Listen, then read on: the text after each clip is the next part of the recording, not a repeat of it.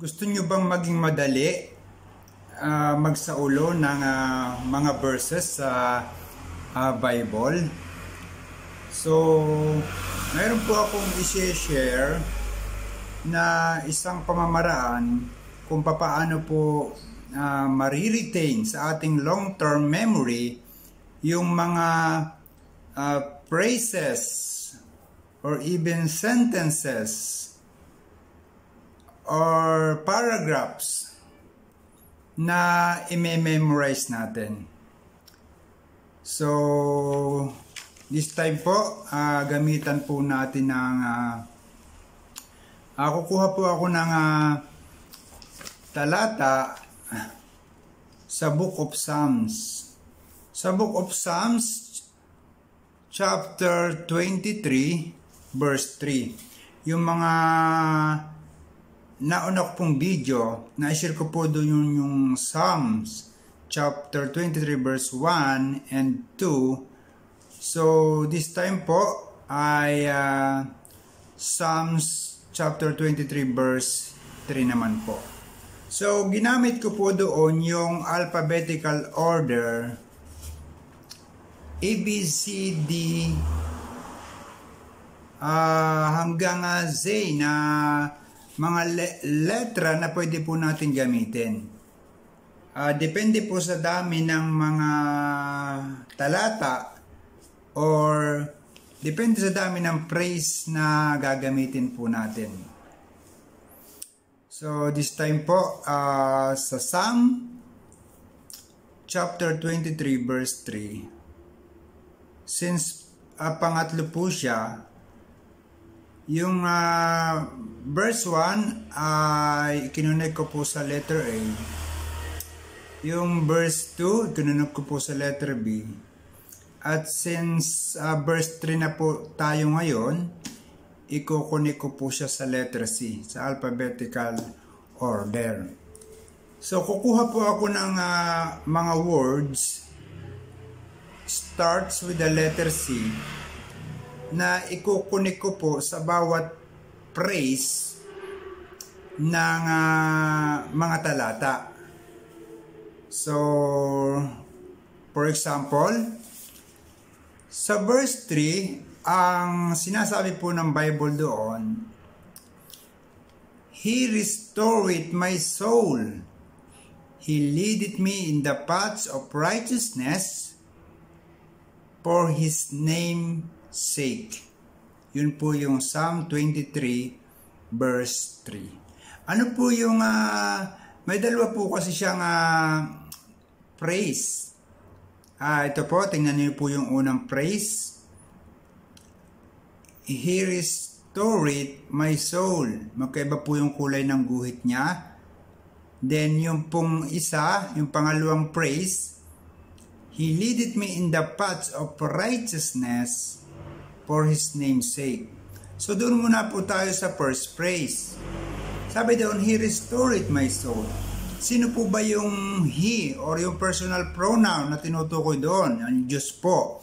Ang Diyos po yung responsible o siya po yung charge sa pagbabago ng ating buhay. Siya po yung may kakayanan na baguhin ang buhay ng isang tao. Charge.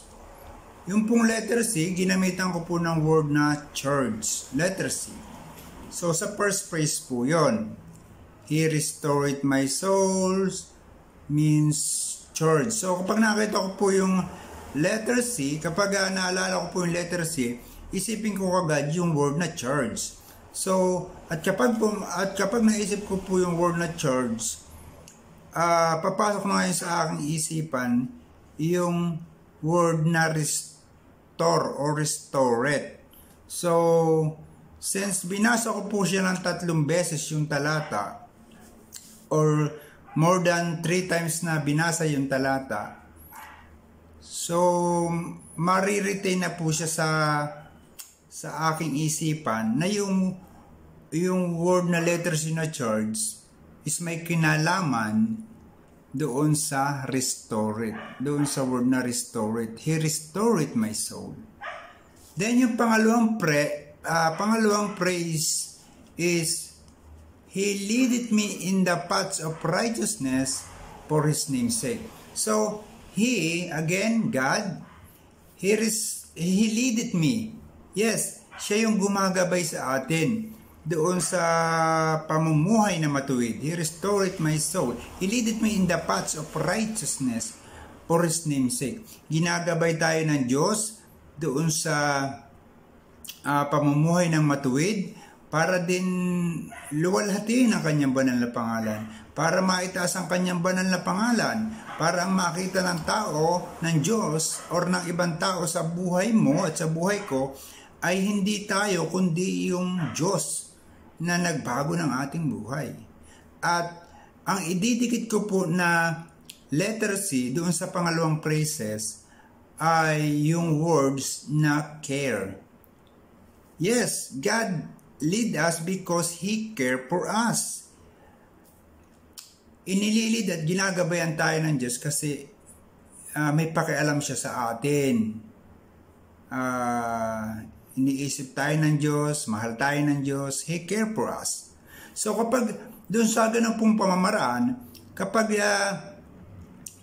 naalala ko po yung word na care or letter C, papasok na po sa aking marirecall ko po yung phrases na He leadeth me in the path of righteousness for His name's sake. So, ginagabayan, He leadeth us. So, kaya niya tayo nililid kasi may pakialam siya sa atin. Mahal tayo ng Diyos.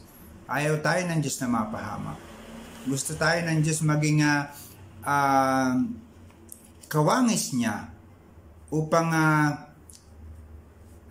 gusto ng Diyos na makita sa atin yung karakter na mayroon siya upang siya rin po ang maluwalhati. So, yun lang po sa gabing ito. Maraming salamat po muli sa inyong pagsubaybay. God bless everyone.